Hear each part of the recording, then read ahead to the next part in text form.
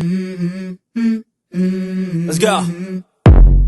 I wake up to a little bit of drool on my pillow, feel like it's gonna be a bad day.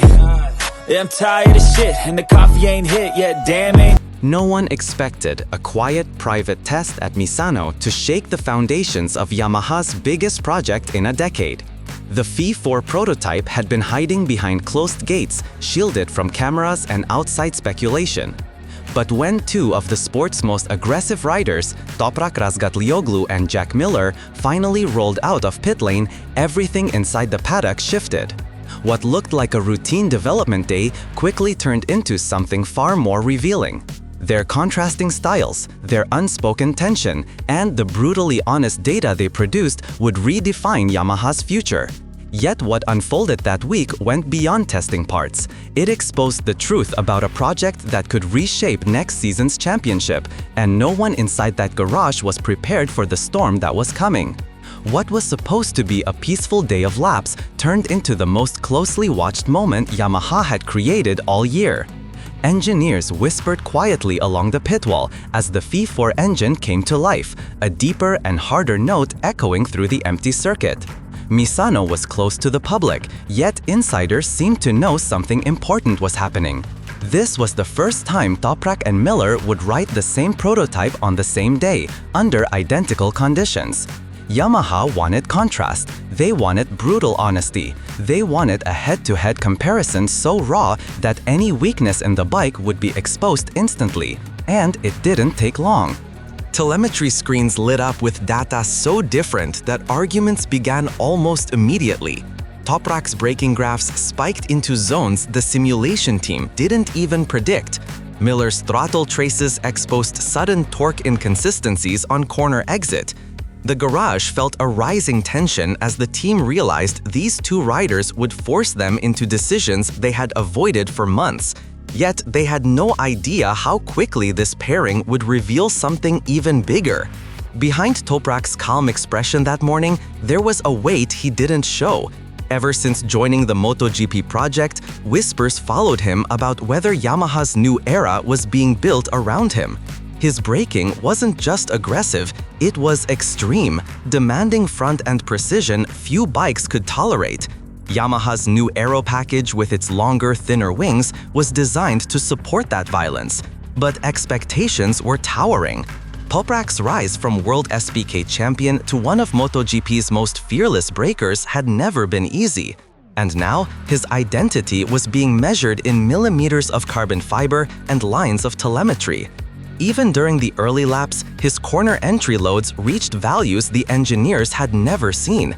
Some mechanics admitted privately that parts of the prototype were being pushed past expected stress limits. But he kept pushing, each lap more precise, more violent, more revealing. And no one expected the moment when he would finally push the V4 beyond its unseen threshold. Inside the garage next door, Jack Miller brought a different kind of pressure. Years of riding V4 machinery had shaped him into an expert at sliding exits and aggressive acceleration. His feedback was direct, unapologetic, then brutally honest. Yamaha didn't bring Miller for comfort, they brought him for truth. They needed his instinctive understanding of V4 behavior. They needed someone who could feel the smallest instability in torque delivery. And from the first laps, his telemetry painted a completely different picture. His sliding style forced the rear tire into stress zones Toprak never touched. His mid-corner throttle exposed inconsistencies in Yamaha's power map. When he returned to the garage, he made it clear. The engine needed a steadier mid-range punch if Yamaha wanted to compete with Ducati and KTM. His feedback created quiet tension. Some engineers leaned toward Toprak's braking needs. Others insisted Miller's torque complaints were the real priority. And when Yamaha's technical director muttered, "We must choose which philosophy wins," the crew felt the truth behind those words. Yet Yamaha couldn't choose yet, because something unexpected was about to unfold on track. What began as structured testing suddenly turned into a silent duel. Without being told, Toprak and Miller found each other on track again and again. Every time one rider left pit lane, the other followed soon after. Engineers leaned forward as they saw Miller tuck in behind Toprak, studying his extreme braking. Then Toprak responded with a deeper attack into turn 1, leaving mechanics staring at rising telemetry numbers. What Yamaha hoped would be a calm evaluation became a raw display of competing philosophies. Their sector times flipped back and forth. For the first time, Yamaha captured direct data on two elite riders attacking the same corners under the same conditions, but it came at a cost. The new aero appeared unstable in Miller's slipstream. Toprak's braking created anomalies the electronics team didn't understand. Still, neither rider backed off, and during one of these laps, the first major warning light blinked on Yamaha's screens.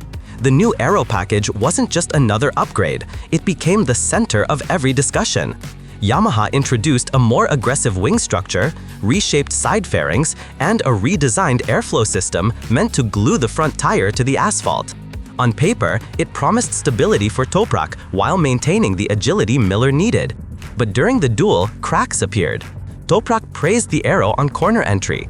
Miller, however, reported a subtle lift during full throttle acceleration, something the data later confirmed. Debate erupted inside the garage. The aerodynamicists argued that Miller's sliding style wasn't what the wings were designed for. Electronics engineers blamed torque inconsistencies.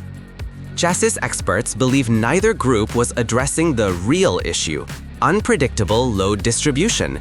Then Jorge Lorenzo added pressure from the outside, saying, "If both riders can be fast with the same package, Yamaha has a powerful weapon." Inside the garage, Yamaha was far from achieving that balance. And soon, a deeper issue surfaced that shook the entire V4 philosophy.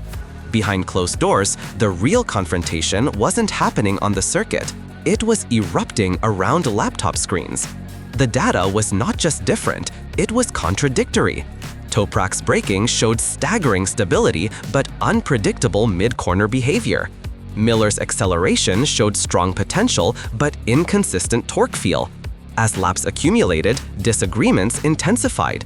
Electronic specialists pushed for a full remap. Aerodynamicists blamed airflow. The chassis team insisted the bike needed redistribution of load. Even the riders sensed the tension. Toprak noticed heated debates behind the laptops. Miller overheard fragments of conversations about which direction Yamaha wanted to follow. Subtle factions began forming in the garage, and none of them were prepared for the lap time that was coming. It happened suddenly. Toprak rolled out of the pits with a focus that made his crew pause. His entry into turn 1 was sharper than anything he had done all day. Sector after sector, he linked a rhythm so aggressive and controlled that his delta dropped dramatically. By the time he crossed the line, he had set the fastest lap of the entire test, but Miller was not done. Minutes later, he delivered a final sector time that shocked Yamaha's analysts. His acceleration was smoother and more consistent than it had been all week. Engineers crowded around screens, realizing the truth. The combination of Toprak's braking feedback and Miller's acceleration demands had forced Yamaha to unlock a level of performance they might not have reached otherwise. Optimism rose through the garage. The aero began behaving. Torque delivery stabilized. The V4 was waking up. But just as hope peaked, an unexpected rumor began circulating in the paddock. Whispers spread that Yamaha might choose one rider's style as the development priority. Some insiders claimed Toprak's braking identity was the future. Others argued Miller's V4 experience was irreplaceable. The rumor grew fast.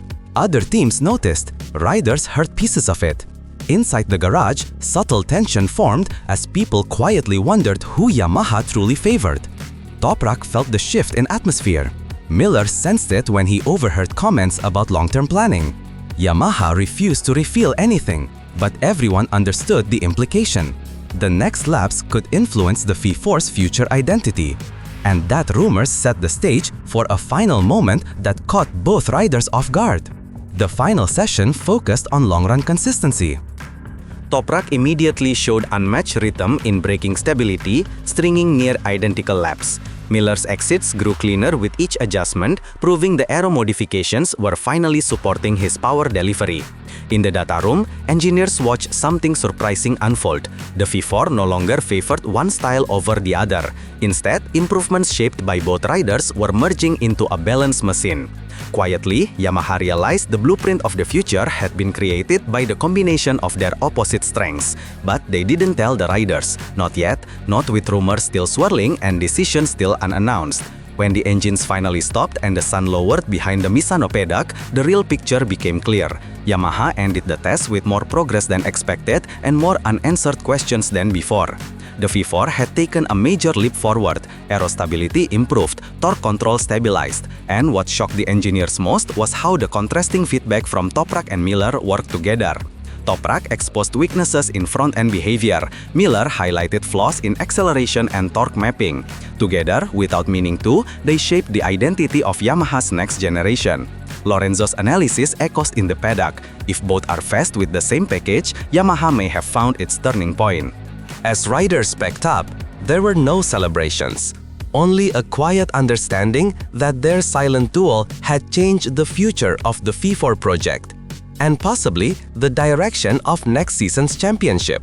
Because one question remained: when the world finally sees the V4 race, which rider will define its true identity?